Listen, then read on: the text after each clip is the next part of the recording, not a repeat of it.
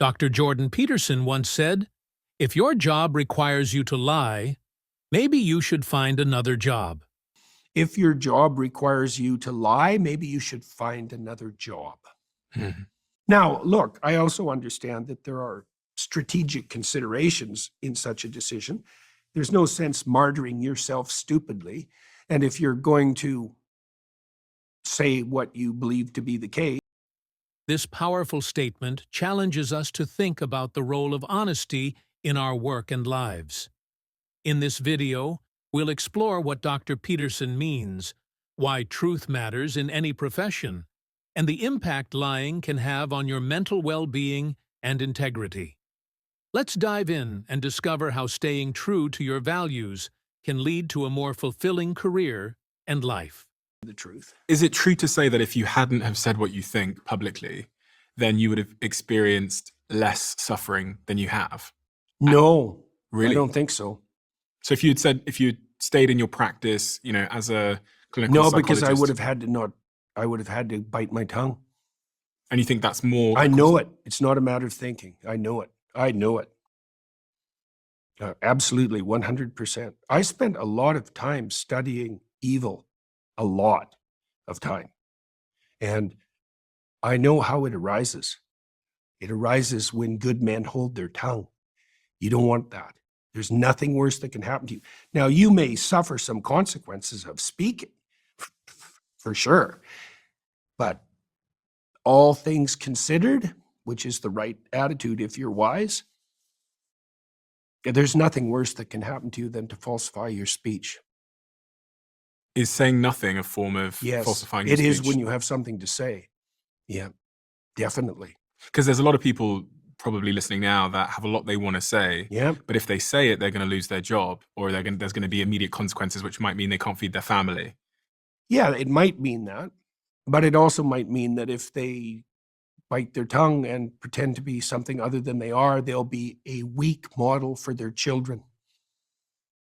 And, is that better than having some financial instability? Maybe here's a counter proposition. If your job requires you to lie, maybe you should find another job.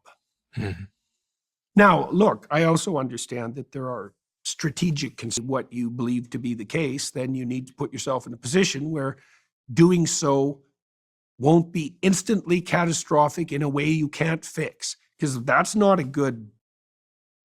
wise. Now, when things blew up around me, I had 3 sources of income.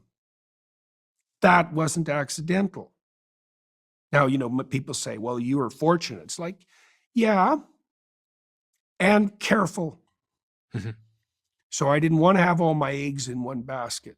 And that turned out, well, I knew that. It's like you have no autonomy if you have all your eggs in one basket. So if you're going to think strategically, if you're going to think like someone who's at war, let's say, then you don't leave a mortal flank exposed. And so here's a rule. If you find yourself in a position where you're unable to speak, you haven't fortified your territory properly. Right. So then you have to think about that. It's like you think, okay, why can't I say what I believe to be the case? Where am I vulnerable? And you can say, well, that's inevitable. It's like, no, it's not. It's not inevitable. That doesn't mean it isn't difficult to fortify and to put yourself in a position where you're on the offense successfully. That's hard.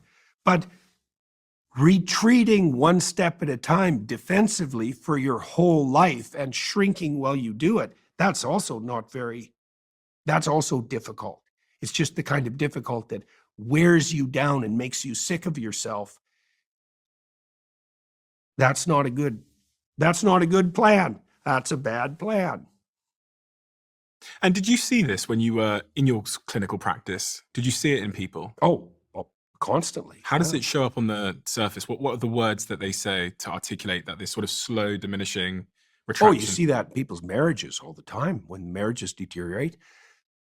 A marriage ends in divorce when there's 10,000 fights that haven't been had. And I'm not just guessing at that number. It's like let's say your marriage isn't going very well, and so you have 5 uncomfortable quasi-disputes a day, Hmm. just to pick a number. Maybe it's 50, maybe it's 3, whatever. 5 will do. Well, that's $1,500 a year. Okay, now you just aggregate that over, let's say, the 10 years it takes your marriage to collapse. Well, you've got something approximating 10,000 fights you didn't have. That's 10,000 times you remained silent when you had something to say. And they all aggregate. And then every time, once you've collected the first 5,000, then every time you have a dispute, all 5,000 are lurking behind that dispute. And the fact of their existence makes it much less likely that you'll say what you have to say. That's the reemergence of the dragon of chaos as a consequence of fleeing from your fate. That's exactly right. Last time we spoke, you said something which stayed with me, and I've actually forwarded it to a few of my friends on this particular subject. You said to me, you're going to have to sit and spend 90 minutes a week speaking to your partner. So annoying. It's so annoying. It's so annoying, but it's so important. And so many of my friends that have relationship difficulties, I send them this little 4-minute clip I have on my phone of you saying that, because the 90-minute, no, it might be 95 minutes, it might be 85 minutes, but the concept of you need to sit down and create a space where she or he or whatever can tell you what they've noticed. Why they don't like you. Exactly. Yeah. Yeah. Yeah, well, it's especially, I think, I don't think that you can really establish the kind of relationship with a woman that you want with anything in the road. Like, it's hard for women to give themselves to men, and no wonder. It's amazing they ever do it. They have a lot on the line. What are the preconditions for that offering? Peace and security. You can tell if the territory is being cleared because play emerges. Right. Play emerges. And play is a very fragile motivational state. It can be disrupted by almost anything. So if there are impediments to understanding, play will not arise. And then you don't have the romantic adventure that you want. It's grudging, right? You don't have a voluntary partner. And that's a very hard thing to attain, right? That full voluntary partnership. That means that you're in sync with each other. Mm-hmm. You can't expect that to be easy. You can't even be in sync with yourself. Like, it's hard. And you need to keep each other up to date. You need to know what's going on. You need to iron out the sources of discomfort or distrust. And that there's a lot of Dante's Inferno. What's that? Dante's Inferno is a characterization of hell by Dante. It's one of the most famous poems ever written, and it's you could think about it as what you have to do to get to the bottom of things. Mm-hmm. So let's say that you have a dispute with your wife, and it's a recurring dispute, right? It's an issue. You have an issue. Well, do you want to address the issue? It's like, do you want to do surgery without anesthetic? Like, it's the same question. Addressing an issue is a journey into the abyss. Dante placed Satan at the bottom of hell, right? So that's the figure of malevolence itself, encased in ice and frozen, so immobile, surrounded by those who betray. That's the lowest level of hell. Why? Well, it's often the case that if you journey into an issue, spiral down to the bottom, you'll find betrayal, right? Because maybe your partner doesn't trust you because she was betrayed. Highly probable. Or her grandmother was betrayed. Like, there's bad blood between men and women. Can you ever solve for that? So if I'm in a situation where my partner doesn't trust me because she was betrayed, whether it's something I did or whatever, how do you ever get rid of the devil at the bottom of the spiral? Well, you have to find out that it's there. Okay, that's a hard question. You both have to want to. That's the first thing, because that's the setting of the aim. What do we want? We want to play forever in God's heavenly garden. How about that? That's a metaphorical representation, right?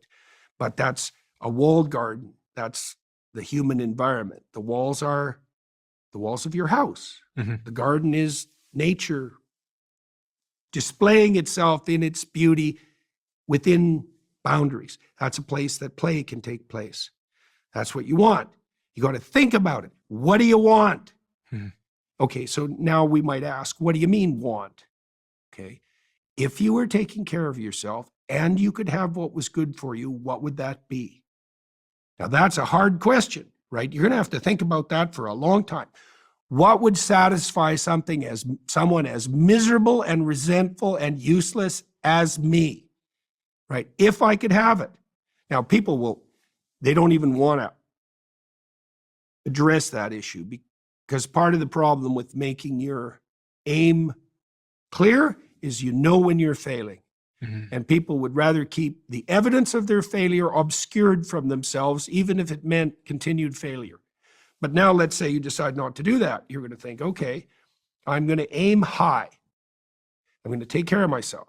Okay, now your wife's on board with that. Now that's really what the marital vow is in the final analysis. Most deeply is the willingness to participate in that game. Now you have to tell each other the truth. What the hell do you want? Well, she doesn't know, and neither do you, not really. So you got to start digging, finding out, and noticing. It's like now and then you'll see that you're happy with each other. And maybe it'll happen kind of randomly. You'll be out in some, I don't know, maybe you're at a restaurant or you're gone for a walk or who knows, and you'll notice, oh, this is going well. It's like, oh yeah, this is going well. What are we doing right? Could we take that little episode and could we start to expand it? You know, because one of the things you can do in a marriage is you can notice when things are going well, and then you can have a chat with each other and say, look, I don't know what we did during this period of time, but let's see if we can figure it out, see if we could do like 10% more of that next week or 1% more, and then just make that expand. You can do that too by, you know, hypothetically at some point, if you're married, at some point you were in love with your wife. You can remember that. You have to remember that. You have to practice remembering that. You have to practice bringing it to mind and occupying that. Because when you first fall in love, it kind of happens to you, right? That's a gift. But you have to, in order for that to last, you have to become an expert at. You have to become an expert at it. You have to take it on as a responsibility. It's offered as a gift, but then you have to take it on as a responsibility. Then you have to practice. It's like, oh yes, I love this person. And if you don't at the moment, you have to think, well, I did and I could, so why don't I? Is it me? That's probably it's you. Might be them too, but you might as well start with you. I mean, you got lots of flaws. You could start with those. What if you just made a bad decision?